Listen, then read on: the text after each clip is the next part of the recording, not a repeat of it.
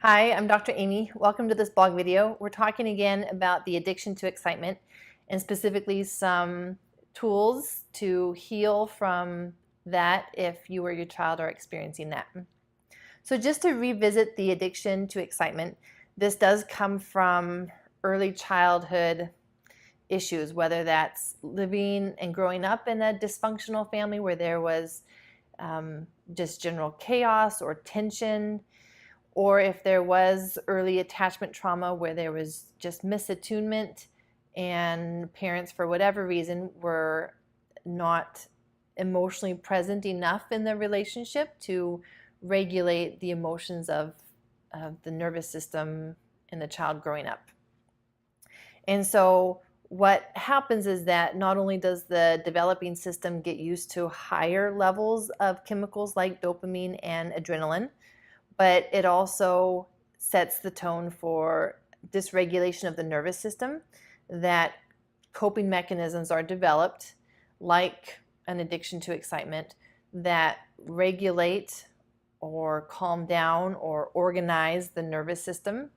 And so this is a pattern that gets wired into the nervous system from early on and kind of is a pattern that can persist over a lifetime if a person does not become aware and then intentionally take steps to heal themselves from what one of the behaviors would be the addiction to excitement.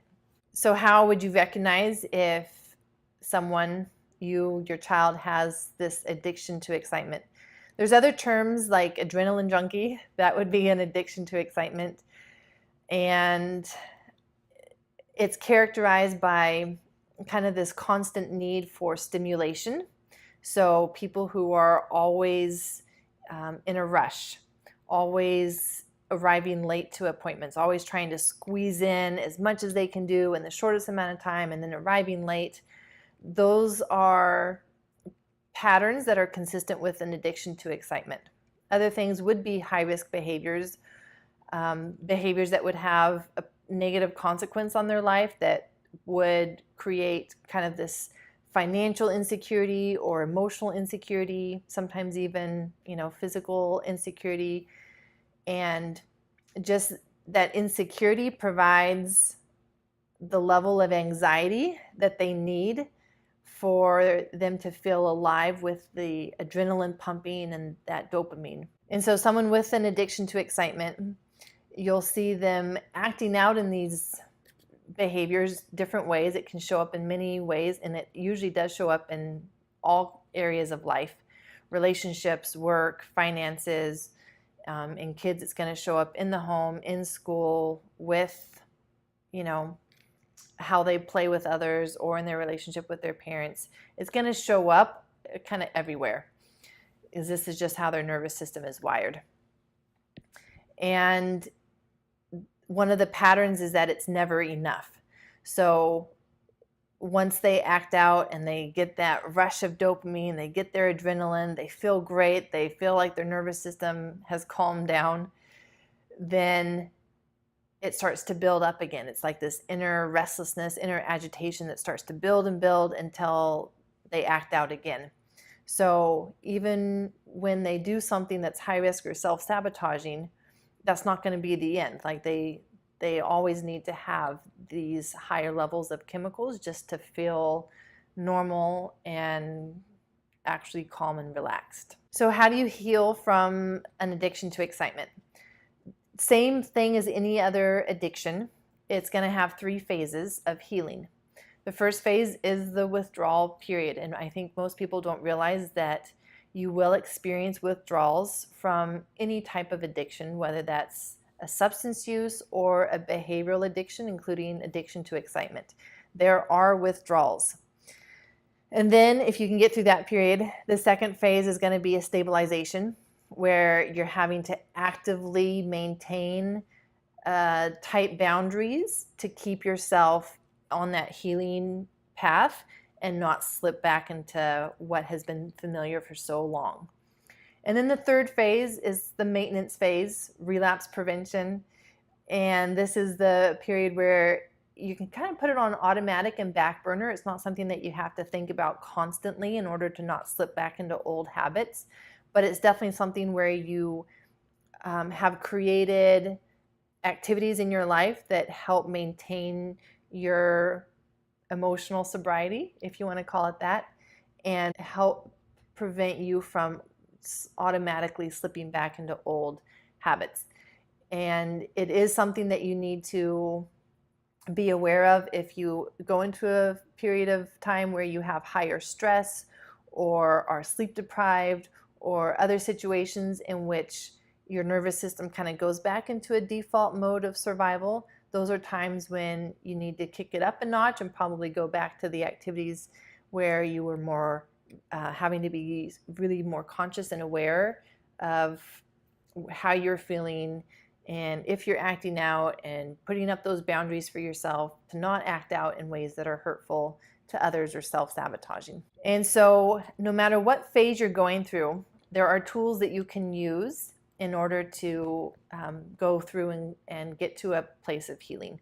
And there is healing. There are many people who have become aware of this and gotten to a place where it's so automatic now, their new way of living, that is a life of stability and security and feeling happy with that security and not needing the inner tension and the anxiety to feel alive, or to even just sometimes feel awake and feel like they can keep going with life.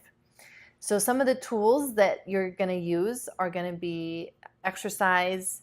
We're going to talk about your general activity and how to incorporate and schedule and plan activities into your daily routine that will help you heal. And then a supplement, tyrosine, which is a precursor to dopamine, and that can help give you some of those chemicals, take the edge off of the withdrawals especially. So let's talk about the exercise. The best way to use exercise as a tool to recovering from an addiction to excitement is going to be all out, full power, go until you're absolutely exhausted. The easiest way to do this is with weightlifting, because you can go all out and in about 30 seconds to a minute, you're going to be done. You're not going to be able to do any more. It's harder to do that if you do cardio, but sprinting or that type of stuff would give you the same effect. What you're looking for is that dopamine release, the adrenaline release that happens with hard exercise. And so going on a walk, doing lighter types of activity, yes, that's great. And I'm not saying not do those. But if you're specifically looking to heal from the addiction to excitement, especially going through the withdrawals, though that type of exercise where you're going all out is going to be the most helpful at that time. And then let's talk about activities. So some of the activities that you can plan into your life are things that will be exhilarating, give you that spontaneous feeling without the hurtful and self-sabotaging side of things. So, for example, tomorrow I've decided to go hang gliding. It's something where it's part of my maintenance program. I, am planning ahead for activities that will give me that exhilaration and yet don't have any negative consequences, assuming that all goes well with the hang gliding, of course. But activities like this that for you would be really exciting. Plan those. Don't wait until you've got that inner restlessness and agitation. Plan ahead especially for relapse prevention. And then throughout the day, it's going to be really important, especially during the withdrawal period, to be more active. Get up, take a walk around. Don't sit for very long, because that will really set the nervous system in a place where it needs that stimulation, and it'll look for something more extreme. And so being able to prevent that from ever building to those levels will really help. Getting around, moving every 30 minutes, definitely every hour, even if it's just for 1 or 2 minutes, that will be generally enough, especially if you're able to do something, a little harder activity, dropping down, doing 10 push-ups, those kinds of things that will really get the heart racing, will give you the dopamine and the adrenaline to help your nervous system. And then another activity that's really helpful is to set goals for yourself. And what this will do, especially if you put a specific time limit to the goals, is create that sense of urgency that you need to get stuff done. And this is where having really firm boundaries with yourself in terms of complying with your goal setting and not letting yourself act out in the ways that you always have before for the excitement, but putting boundaries and goals on yourself that you stick to. You put people in your life that you can be accountable to do whatever it takes, especially in that initial period, the withdrawals and the stabilization period, to help rewire your brain and your nervous system and how it has always operated before. Some people have really found 12-step meetings are helpful. There are the 2 12-step meetings that I can think of that would be more helpful probably than the others, and that would be the Al-Anon, which is originally designed for the family members or friends of people who use substances or alcohol. And then the other 12-step meeting is the adult children of alcoholics or other dysfunctional families. And both of these meetings encourage very open, honest look at ourselves and our behaviors rather than focusing on other people. So it very much can bring a lot of awareness in terms of what we're doing and our insecurities or patterns that can bring a lot of understanding and help us understand where we need to put boundaries and goals in our life to recover from an addiction to excitement. And then the last thing I want to mention is supplements or dietary stuff. You can take L-tyrosine. I take usually 1,000 milligrams first thing in the morning on an empty stomach. You can take up to 3,000 milligrams in a day, but it is helpful to take it before 3 p.m. because it can keep you up at night. And that, again, is the precursor to dopamine.